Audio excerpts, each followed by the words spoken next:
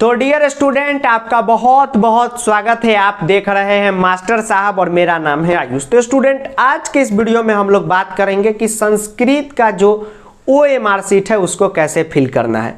अब OMR sheet कैसे fill करना है, इससे पहले बहुत सारे टीचर यूट्यूब पे बता चुके हैं, तो सेम वही चीज़ करना है। लेकिन संस्कृत और हिंदी में एक बहुत बड़ा CBSE ने कन्फ्यूजन क्रिएट कर दिया है।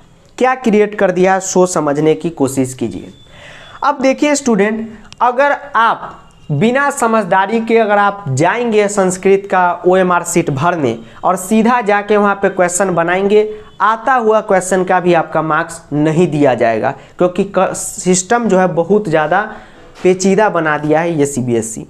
सबसे पहले ये जो पगला है CBSE आपके अंकल, इन्होंने क्या किया कि संस्कृत को माइनर सब्जेक्ट में रख दिया और एक कन्फ्यूजन क्रिएट कर दिया कि इसका मार्क्स ही नहीं जुटेगा। अब देखिए सभी बच्चा परेशान। अब यह परेशानी से सभी बच्चा को निकाले ही है कि मार्क्स जुटेगा, पढ़ो, कि एक नया परेशानी की OMR शीट एकदम गड़बड़ कर दिया है।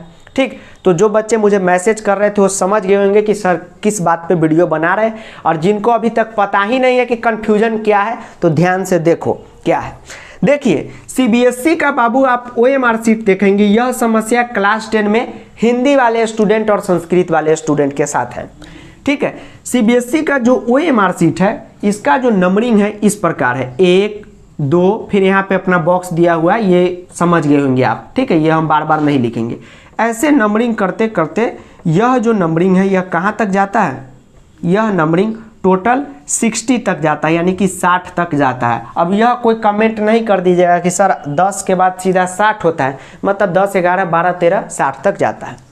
अब जो मैथ का सिंपल पेपर है, जो साइंस का सिंपल पेपर है बाबू, उसमें आप देखेंगे तो क्वेश्चन इसी के अकॉर्डिंग पूछा हुआ है, 1 2 3 4 5 6 7 8 9 10 तक है। तो मैथ के तो सब्जेक्ट में OMR शीट में एकदम समझ में आ गया, साइंस में आ गया, इंग्लिश में आ गया, SST में आ गया। लेकिन जब आप संस्कृत का जो CBSE सिंपल पेपर दिया, और सिंपल पेपर का मतलब ही होता है कि एक सिंपल दे देना कि इसी टाइप का क्वेश्चन हम आपसे पूछेंगे, इसी पैटर्न में क्वेश्चन रहेगा। अगर संधि यहाँ 4 नंबर का पूछ रहे हैं तो ये नहीं कि बोर्ड एग्जाम में 8 नंबर का पूछ देंगे।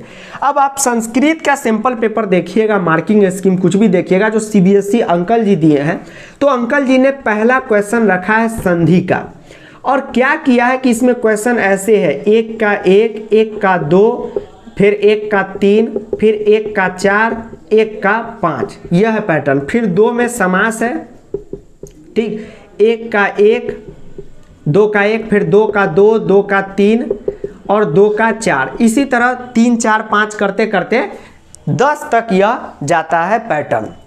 अब हमारे पास ऐसा पेपर मिलेगा तो हम पूछना चाहेंगे पगला CBSE से कि रे अभागा, इसमें बच्चा 1 का 1 देखेगा तो कहाँ पे आंसर फिल करेगा। 1 का 1 मान लो यहाँ पे रंग दिया बच्चा, ऑप्शन A सही है, तो फिर 2 यहाँ पे रंगेगा, तो फिर 2 का कहाँ रंगेगा।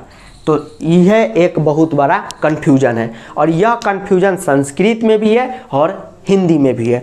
अब आइए जानते हैं कि इसका उपाय क्या है और आपको कौन सा कदम उठाना चाहिए। इंग्लिश में बोले तो what should be step you taken, मतलब कि कौन सा स्टेप अब आप लेंगे। तो कन्फ्यूजन अभी तक आप समझ गए होंगे कि कन्फ्यूजन क्या है।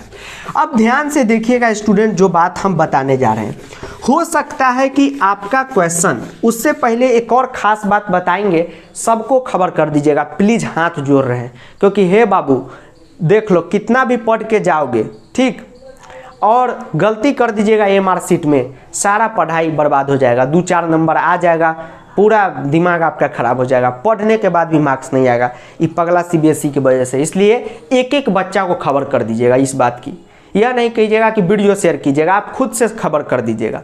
ठीक, अब देखिए इस और बता दें कि जो जो हम बात बोल रहे हैं उस पर स्टेप लीजिएगा, यह नहीं कि शर्मा जाइएगा और बोर्ड में जाइएगा क्वेश्चन ऐसे करके हाँ आ जाइएगा, मार्क्स कट जाएगा। ठीक है, ध्यान रखिए।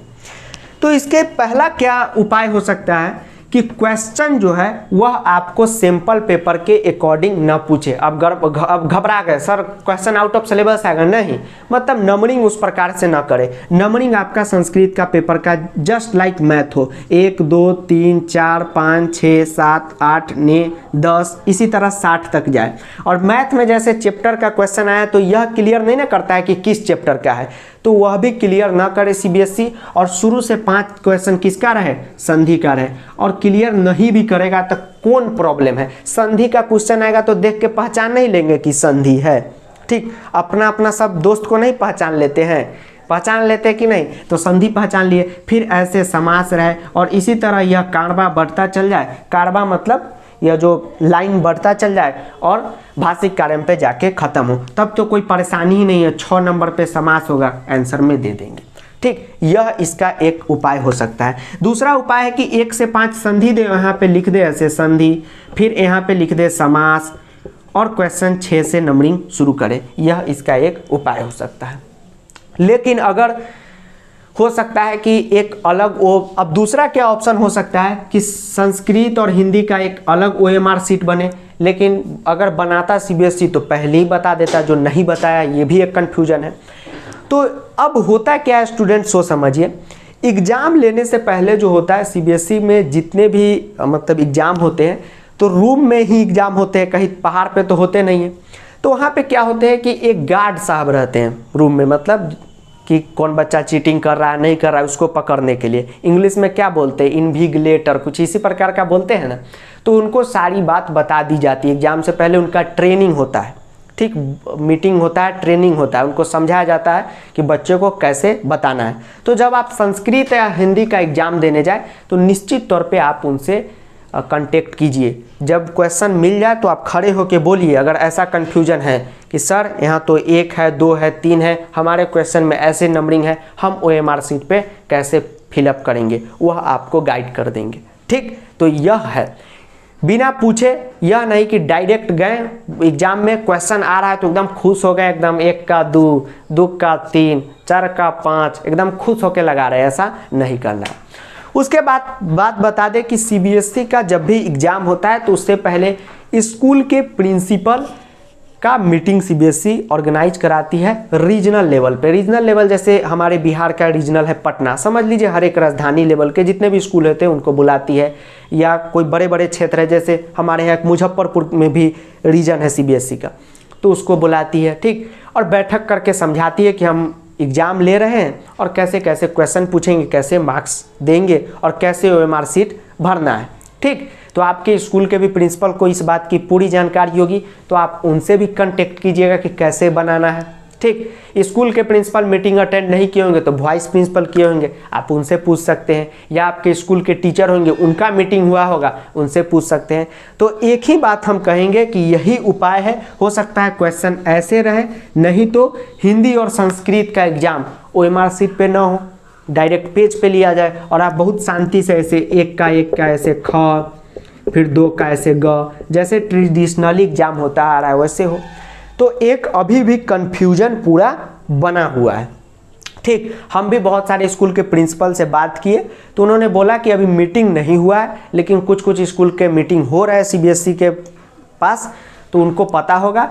तो आपके अगर स्कूल के प्रिंसिपल का मीटिंग हो गया होगा तो उनसे पूछ लीजिएगा। ऐसे आप एग्ज़ाम में जाइएगा तो जो गार्ड साहब रहेंगे वो आपको गाइड कर देंगे कि कैसे कैसे बनाना है। और यह समस्या आपके साथ नहीं है, देश में सीबीएसई से 15 लाख बच्चे हर एक साल क्लास 10 का एग्ज़ाम देते हैं, जिसमें लगभग 6 लाख नहीं 4 से 5 लाख बच्चों का संस्कृत होता है और बाकी बात बच्चों का हिंदी रहता है। तो हर एक स्टूडेंट जो भी सीबीएसई से पढ़ रहे हैं उनके साथ यह प्रॉब्लम है ही है। यह नहीं कि सिर्फ संस्कृत वालों के साथ है, यह हिंदी वालों के ही साथ है। तो कोई भी बच्चा अपने स्कूल से कांटेक्ट करे, एग्ज़ाम में जाए तो वहाँ पे जो गार्ड साहब हो उनसे पूछिएगा और तब जाके क्या कीजिएगा, एग्ज़ाम को अटेम्प्ट कीजिएगा। तो अब कन्फ्यूजन दूर, और यह टेंशन नहीं लीजिए, यह सबके साथ है। आपके रूम में जितने भी बैठे होंगे लड़का लड़की सबके साथ यह समस्या है, ठीक है। तो अब इससे ज़्यादा कुछ नहीं बोलेंगे, और कोई बच्चा अपना स्कूल से पूछ के बता सकता है तो बेझिझक कमेंट कर दीजिएगा, ताकि बहुत सारे बच्चों को हेल्प हो जाए और हमको भी एक सटीक जानकारी दे दीजिएगा। ऐसे हम स्कूल के टीचर और प्रिंसिपल से अपना कॉन्टैक्ट बनाए हुए हैं, जैसे ही उनका मीटिंग वगैरह कंडक्ट होगा हमको भी पता चल जाएगा। तो वीडियो देखने के लिए आपका बहुत बहुत धन्यवाद। तब तक के लिए जय हिंद, वंदे मातरम, आदाब, नमस्कार, सत श्री अकाल, प्रणाम एंड धन्यवाद। और यह वीडियो हम आपको आगाह करने के लिए बनाए हैं। हिंदी बहुत ज़्यादा बोल दिए, मतलब कि आपको सचेत, सर फिर हिंदी, मतलब कि क्या कहते हैं उसको इंग्लिश में, आपको एकदम सतर्क कर दिए हैं। वो नहीं बोलता है क्राइम पेट्रोल, देखते रहें सतर्क रहें, वही सतर्क कर दिए हैं कि नहीं जाना है ऐसे। हाँ कहाँ है पेपर सर, लाइए ना संस्कृत का। हाँ एक का एक, दो का दो, मार एकदम रंग उंग के आ जाना, ऐसा नहीं, सब जानकारी लेके बनाइएगा। ठीक है, धन्यवाद, मिलते हैं नेक्स्ट वीडियो में।